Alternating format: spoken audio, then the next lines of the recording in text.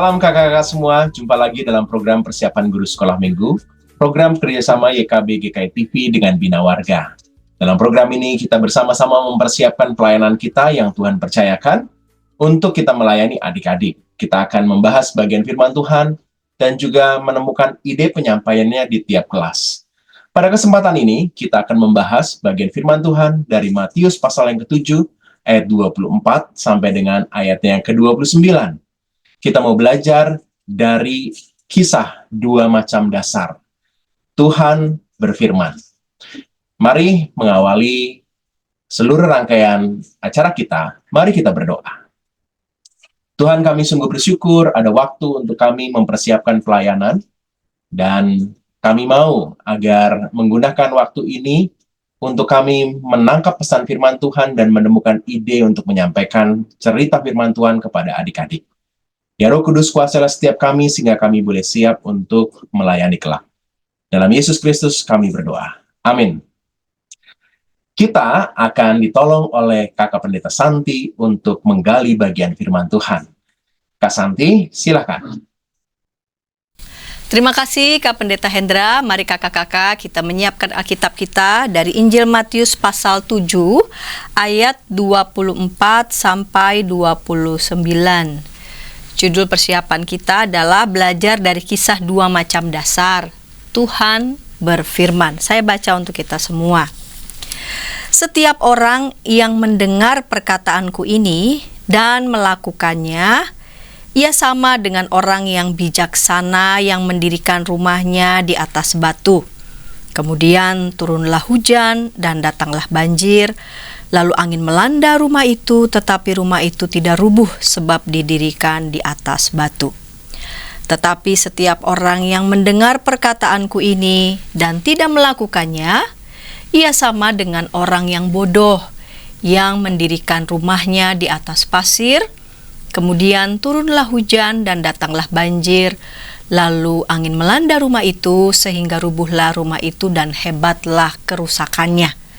Dan setelah Yesus mengakhiri perkataan ini, takjublah orang banyak itu mendengar pengajarannya, sebab ia mengajar mereka sebagai orang yang berkuasa, tidak seperti ahli-ahli Taurat mereka. Ya kakak-kakak yang dikasih Tuhan, Injil Matius pasal 7 ayat 24, secara khusus ayat 24 sampai 27, ini merupakan bagian penutup dari Injil Matius pasal 5 sampai pasal 7 yang diberi judul Khotbah di Bukit. Jadi teks yang kita baca khususnya ayat 24 sampai 27 ini adalah bagian dari teks Khotbah di Bukit.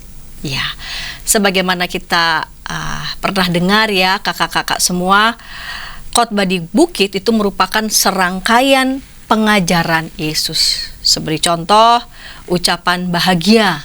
Misalkan nih, dunia memandang hebat orang-orang yang berkuasa, orang-orang yang kaya.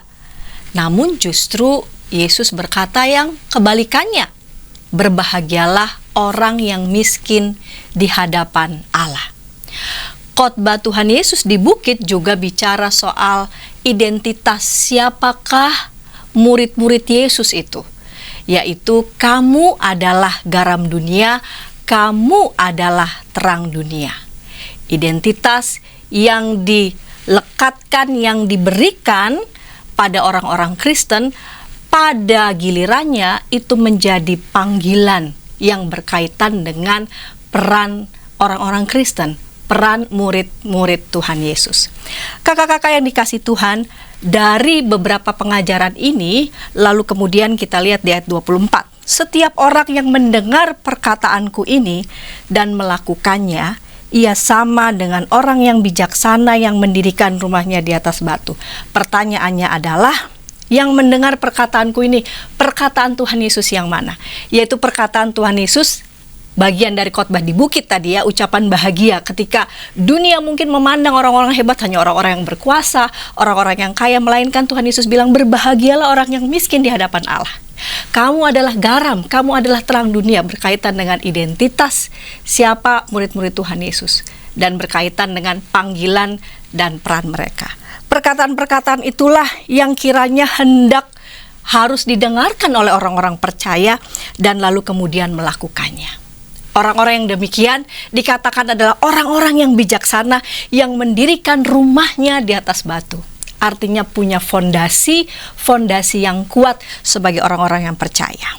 Nah, ketika orang-orang percaya punya fondasi yang kuat, pun ketika turunlah hujan dan datanglah banjir lalu angin melanda rumah itu, tetapi rumah itu tidak rubuh sebab didirikan di atas batu. Artinya ketika datang berbagai macam pergumulan, berbagai macam persoalan, mungkin juga penderitaan, orang-orang beriman yang mendengarkan firman Tuhan dan melakukannya tidak lekas goyah, apalagi langsung terjatuh. Setiap orang yang mendengar perkataanku ini dan tidak melakukannya, kebalikannya. Jika tidak mau mendengarkan dan tidak melakukannya, ia sama dengan orang yang bodoh, artinya yang berlawanan dengan orang yang tidak bijaksana, yang mendirikan rumahnya di atas pasir. Artinya fondasi imannya itu tidak didirikan di atas perkataan dan kesediaan untuk melakukan firman-Nya. Kakak-kakak, dari penjelasan ini kita melihat tujuan di setiap kelas. Batita balita, anak mengetahui kisah dua macam dasar, anak mengetahui kisah dua macam dasar, dan anak mau mendengarkan firman setiap hari.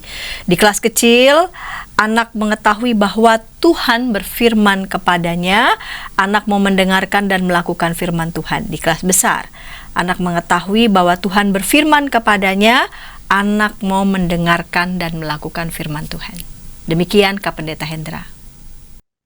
Terima kasih Kak Santi sudah menolong kita untuk menangkap pesan firman Tuhan dari Matius pasal yang ke-7 ayat 24 sampai dengan 29. Kita akan menemukan ide penyampaiannya di kelas Batita Balita dan kelas-kelas lain. Tapi sebelumnya, mari kita ikuti dulu beberapa informasi berikut. Kita jumpa dalam acara pembangunan jemaat. Pembangunan jemaat setiap Senin di minggu kedua dan keempat pukul 20 waktu Indonesia Barat. Dapat Anda nikmati di channel YKB TV.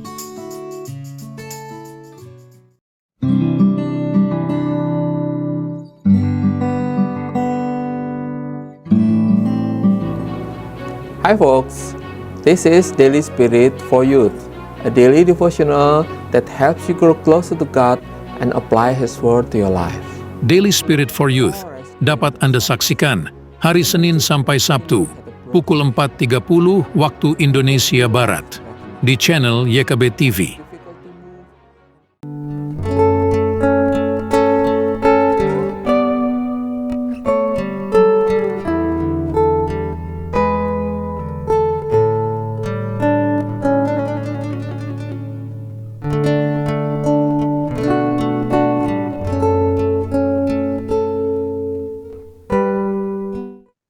Masih dalam program persiapan guru sekolah minggu, kita sedang membahas bagian firman Tuhan dari Matius pasal yang ke-7, ayat 24 sampai dengan 29. Kita mau belajar dari kisah dua macam dasar. Kita mau memperkenalkan adik-adik tentang Tuhan yang berfirman. Kita sudah membahas bagian firman Tuhan dan menangkap pesannya, dan kita saatnya akan membahas ide apa yang bisa kita gunakan. Mengawalinya kita akan membahas ide untuk kelas Batita Balita. Ada Kak Grace Devina akan menolong kita untuk menangkap pesan dan menyampaikannya secara baik di kelas Batita Balita. Ide apa yang ada ya? Mari, Kak Grace Devina, silakan. Shalom kakak-kakak sekolah minggu, dimanapun saat ini kakak-kakak sekolah minggu sedang melayani Tuhan melalui pelayanan dalam dunia anak-anak atau sekolah minggu. Terima kasih juga buat Kak Hendra dan Kak Santi atas kesempatannya. Hari ini kita akan sama-sama melihat atau berdiskusi mengenai materi yang akan kita sampaikan untuk sekolah minggu tanggal 4 Februari, yaitu dua macam dasar. Untuk anak kelas balita ya, pra-TK atau TK. Saya akan share screen. Nah, kalau secara gambaran umum nih, kita bisa bilang bahwa firman Tuhan mengenai dua macam dasar ini, itu intinya adalah mengajak anak-anak untuk menjadi pendengar dan pelaku firman Tuhan. Atau sederhananya, anak-anak mau dengar dan taat pada firman Tuhan. Nah, yang paling simpel adalah tujuan ini dapat didemonstrasikan melalui kesediaan anak atau mengikuti guru sekolah minggu dalam menirukan gerakan sekolah minggu dalam melalui lagu firman Tuhan ada di hatiku, ada di langkahku, ada di hidupku. Itu secara simpel, paling basic kita bisa bisa mengajak anak-anak memahami firman Tuhan ini melalui lagu tersebut. Mungkin untuk anak-anak yang masih kecil-kecil banget gitu ya, 1 sampai 2 tahun, ini sangat cocok. Tapi kalau ada kelas di sekolah minggu kakak-kakak yang eh, mixing usianya, kita bisa mengajak anak-anak untuk melihat cerita firman Tuhan melalui sensory play. Jadi, sebelumnya kita siapkan dulu sealer bag yang berisi pasir dan berisi batu. Minta anak-anak untuk memegang plastik tersebut. Jadi kita pastikan itu tidak buyar gitu ya kakak-kakak. Sudah disil, kalau perlu kita lakban lagi gitu. Apalagi yang isinya pasir. Nah, minta anak-anak untuk memegang, merasakan teksturnya. Lalu kita bisa tanya kepada anak-anak mana yang lebih keras. Anak akan menjawab batu. Nah, adik-adik, Tuhan Yesus pernah loh bercerita dalam firman Tuhan bahwa orang yang mau mendengarkan dan taat pada firman Tuhan itu sama seperti rumah yang dibangun di atas batu. Nah, karena batu ini kan keras, kokoh. Jadi rumah yang ada di atasnya itu tidak mudah rubuh sekalipun kena hujan, kena angin kencang, kena angin badai. Nah, sama seperti kita, anak-anak Tuhan, yang apa? Bila kita mau mendengar dan mau taat, kita menjadi sama seperti rumah yang kokoh. Kita tidak mudah putus asa, atau anak-anak belum tahu putus asa ya. Kita tidak tidak mudah untuk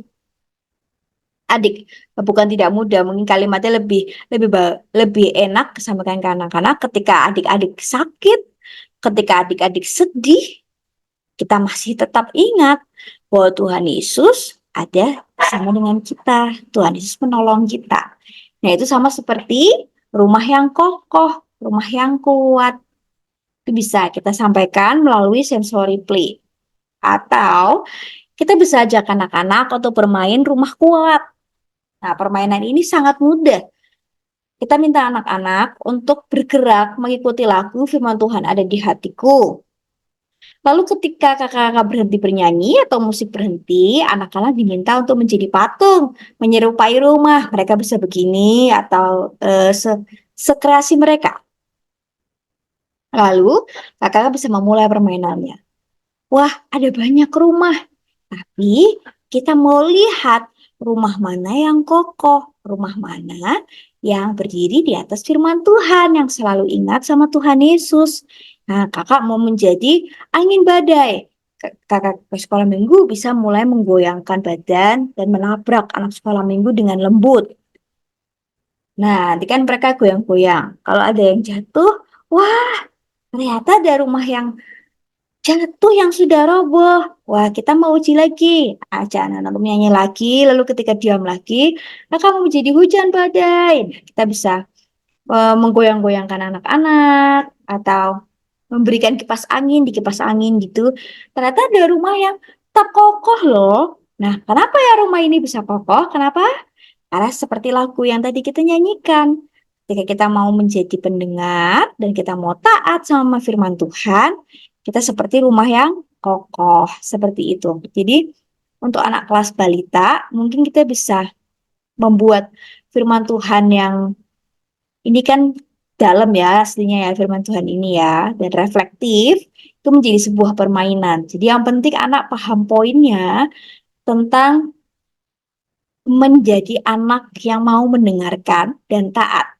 Jadi tidak bisa kita menuntut anak pada tahapan usia ini untuk memahami konsep mengenai dua macam dasar, bahwa ada orang yang lemah secara spiritual, ada yang kuat gitu-gitu, belum bisa, tahapan usianya belum bisa masuk pada perbandingan seperti ini. Itu mungkin bisa dilakukan di anak kelas 4 sampai 6 SD. Tapi untuk anak kelas pra-TK dan TK atau anak kelas balita, kita bisa secara langsung saja, secara poin kita sampaikan bahwa kita mau ajak anak-anak untuk menjadi anak yang mau mendengar dan taat, seperti itu. Jadi kira-kira itu yang bisa saya sampaikan untuk suggestion-nya ya, untuk saran pengajaran bagi anak-anak pada tahapan usia balita. Tapi bila ada kakak-kakak lain yang mungkin punya ide atau punya saran yang lain, bisa juga menuliskan di kolom komentar supaya kita semua bisa punya saran yang lebih banyak, saran yang lebih kaya seperti itu. Terima kasih kakak-kakak, terima kasih Kak Hendra dan Kak Santi. Terima kasih Kak Grace Devina sudah menolong kita sehingga kita menangkap ide yang bisa kita gunakan di kelas Batita Balita. Kita akan beranjak ke kelas lain, tapi sebelumnya mari kita ikuti dulu beberapa informasi berikut. Dari gungkungan malam gelap. Nyanyikanlah nyanyian baru setiap hari Rabu pukul 12 waktu Indonesia Barat. Dapat Anda nikmati di channel Lagu Rohani YKB TV. Kita jumpa dalam acara pembangunan jemaat. Pembangunan jemaat setiap Senin di minggu kedua dan keempat pukul 20 waktu Indonesia Barat. Dapat Anda nikmati di channel YKB TV.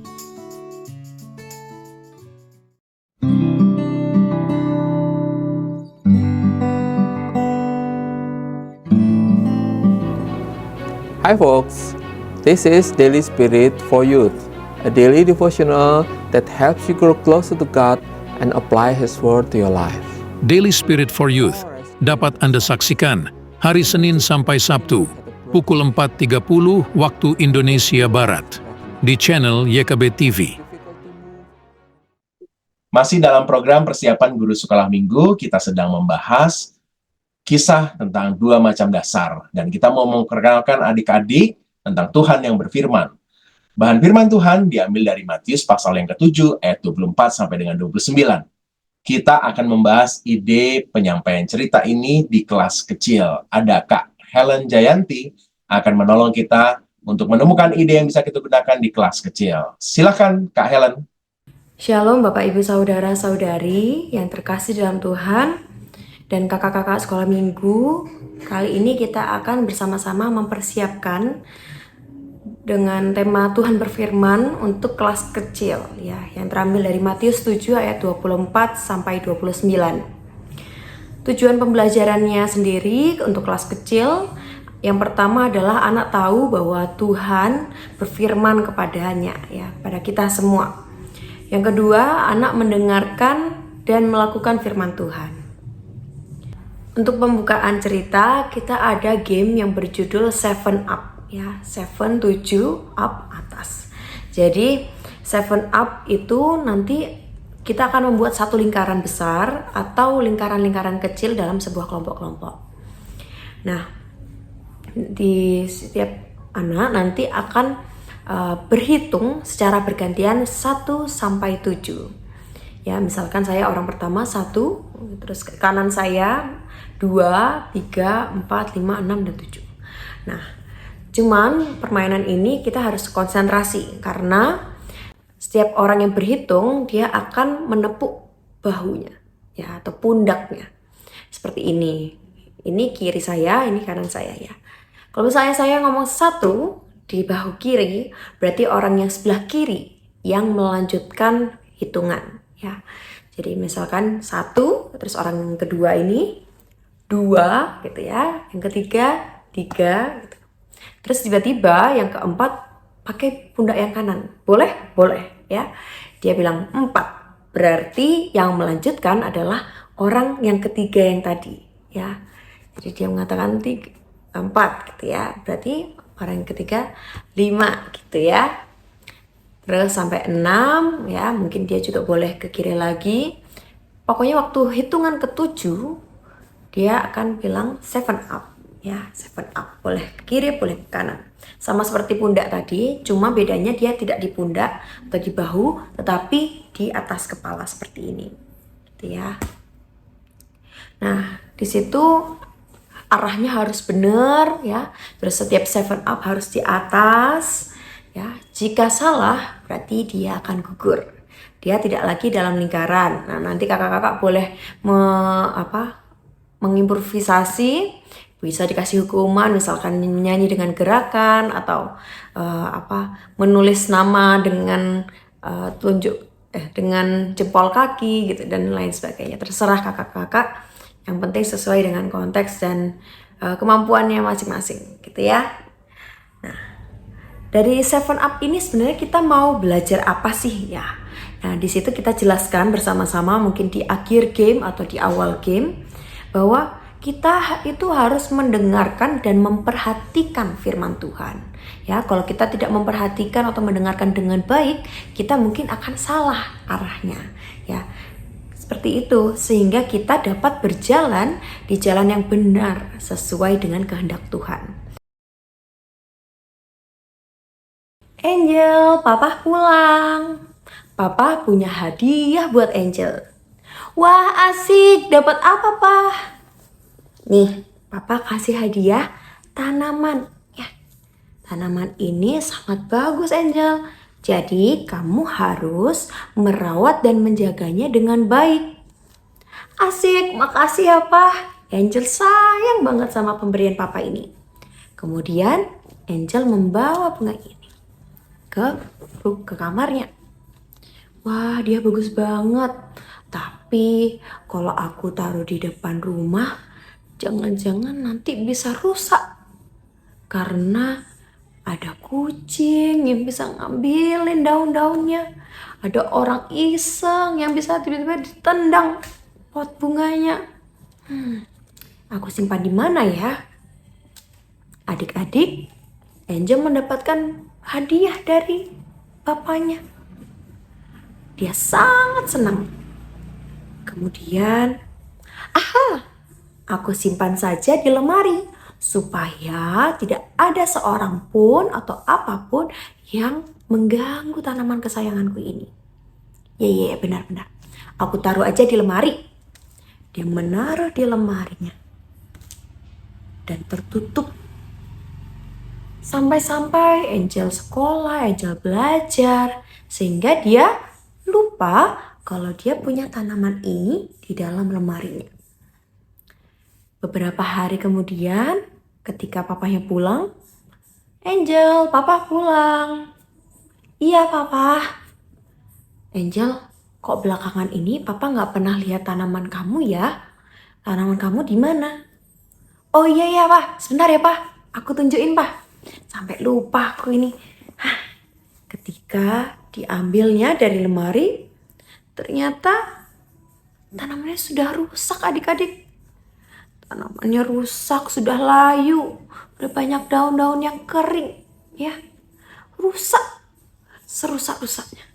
Gak mendapatkan sinar matahari, gak disiram. Jadinya tanaman itu lama-lama layu. Adik-adik, firman Tuhan kalau nggak dirawat dan disiram di dalam hati kita, itu seperti tanaman itu, tanamannya Angel, ya, dia bisa rusak dan layu.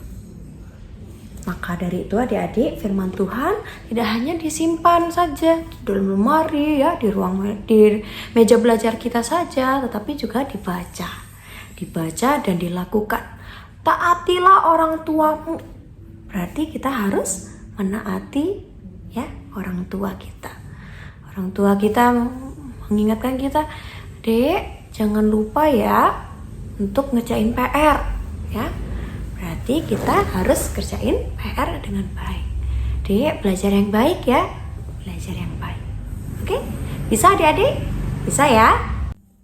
Ketika kita mau membaca firman Tuhan, mau mendengarkan firman Tuhan dengan baik di sekolah minggu atau di sekolah mungkin, ya, kita itu seperti orang yang sedang membangun rumah di atas batu, bukan di atas pasir. Seperti firman Tuhan yang telah kita baca tadi, adik-adik ya. Kalau misalnya kita mendirikan rumah di atas batu, berarti ketika ada hujan ya, rumahnya akan tetap berdiri dengan kokoh. Tetapi kalau ketika kita membangun rumahnya di atas pasir ya, itu rumah itu akan cepat roboh ketika kena hujan. Ya, kita bersama-sama yuk belajar mendengar dan melakukan firman Tuhan di dalam kehidupan masing-masing kita ya. Maka janji Tuhan akan terus kuat di dalam diri adik-adik. Teguh kita untuk menjalani hari-hari kita di dalam Tuhan. Dan kita bisa disebut sebagai anak-anak yang baik, yang taat akan firman Tuhan. Kemudian kakak-kakak bisa masuk ke ayat emasnya. Mungkin adik-adik boleh menghafalkannya atau membacakannya 2 kali atau 3 kali. Ya, dari Matius 7 ayat 24 yang mengatakan, setiap orang mendengar perkataanku ini dan melakukannya, ia sama dengan orang yang bijaksana yang mendirikan rumahnya di atas batu. Ya kakak-kakak, demikianlah persiapan untuk kelas kecil pada hari ini. Terima kasih, selamat mempersiapkan diri, Tuhan Yesus memberkati. Terima kasih Kak Helen sudah menolong kita untuk mendapatkan ide untuk kelas kecil. Saatnya kelas besar. Tapi sebelumnya, mari kita ikuti dulu beberapa informasi berikut. Dari kungkungan malam gelap. Nyanyikanlah nyanyian baru setiap hari Rabu pukul 12 waktu Indonesia Barat. Dapat Anda nikmati di channel Lagu Rohani YKB TV. Kita jumpa dalam acara pembangunan jemaat. Pembangunan jemaat setiap Senin di minggu kedua dan keempat pukul 20 waktu Indonesia Barat. Dapat Anda nikmati di channel YKB TV.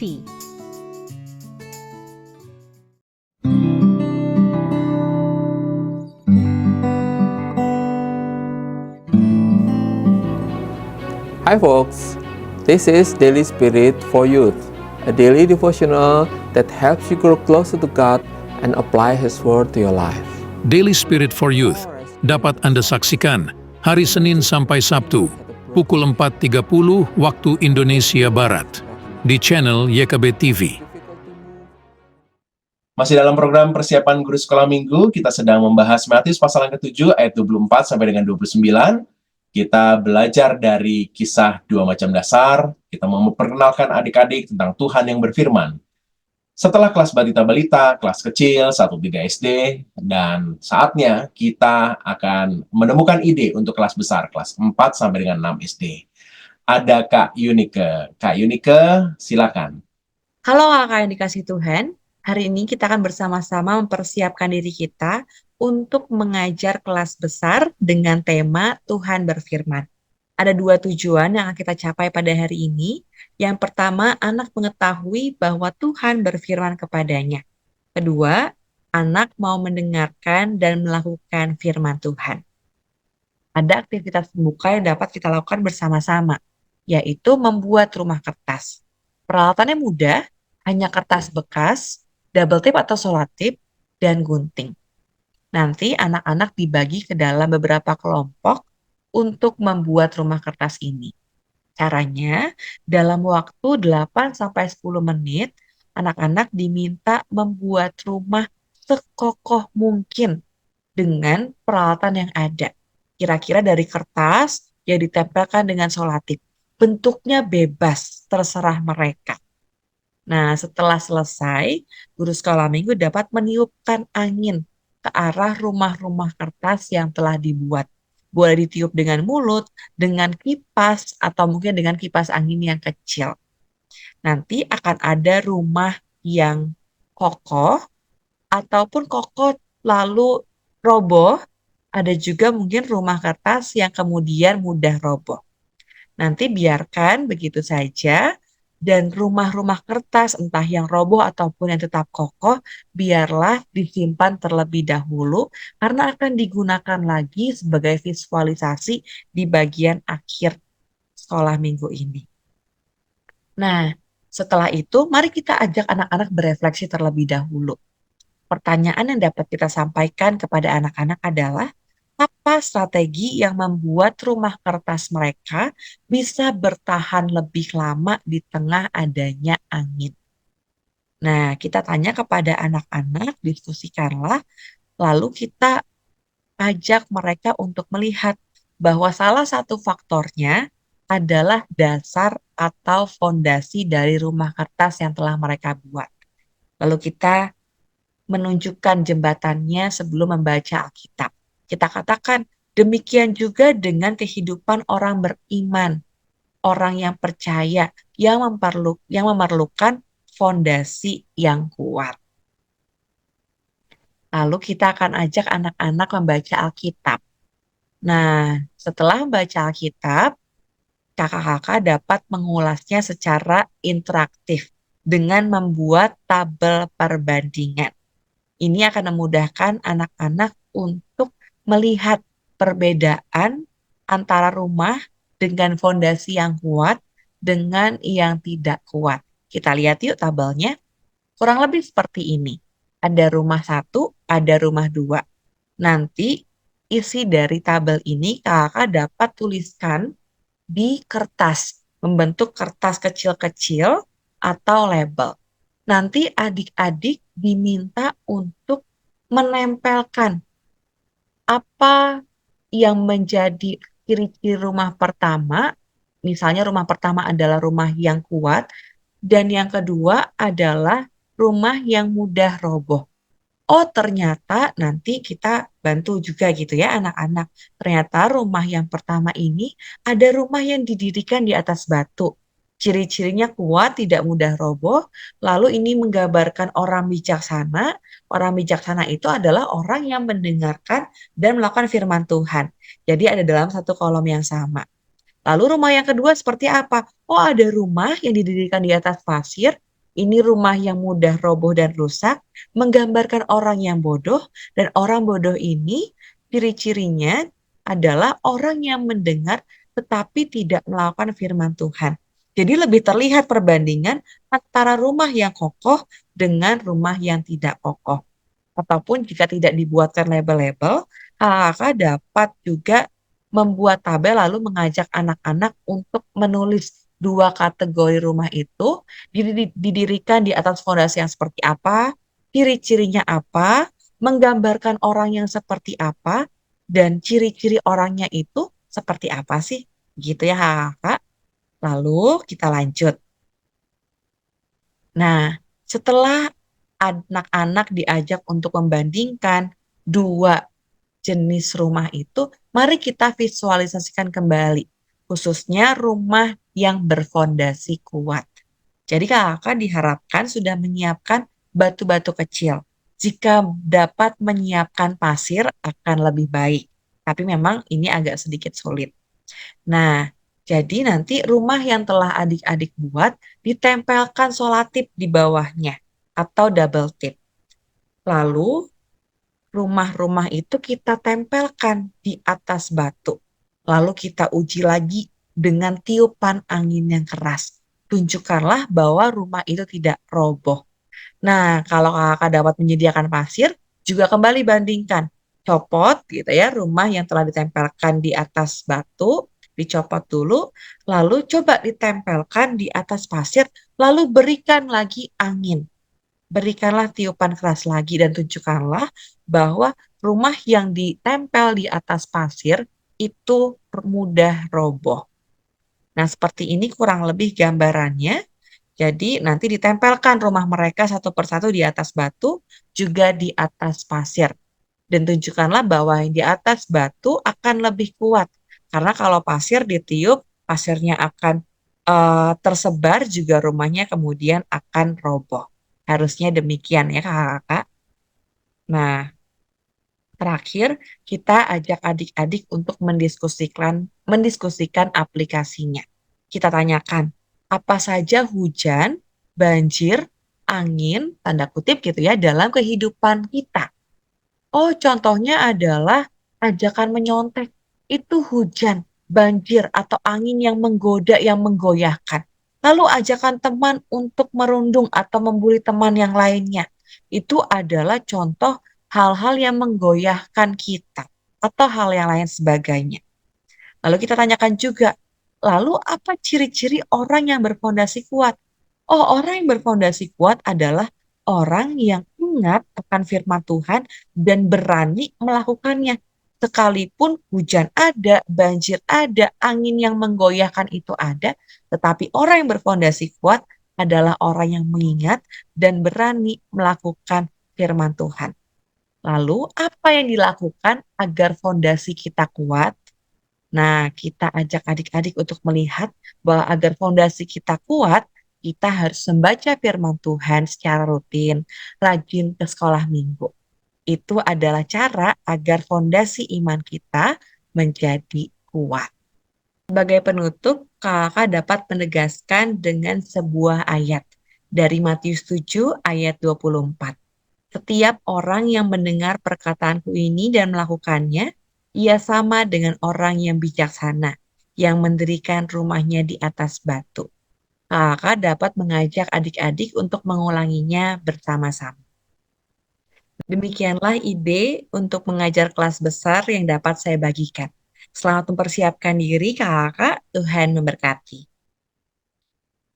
Terima kasih Kak Yunike sudah menolong kita untuk menemukan ide untuk kelas besar. Sudah semua deh, kelas kecil, kelas besar, balita-balita sudah. Demikianlah episode kali ini.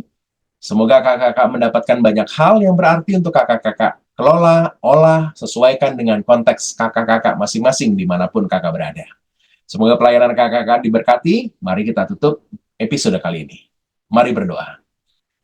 Terima kasih untuk banyak sekali hal yang baik yang kami boleh terima, dan kami mau mengolahnya menyesuaikan dengan konteks kami masing-masing.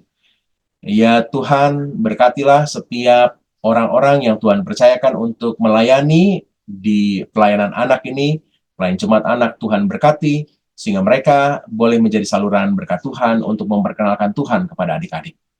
Terima kasih untuk saat ini. Pertemuan kami dalam episode selanjutnya di kesempatan-kesempatan lain. Kami bersyukur dalam Yesus. Amin.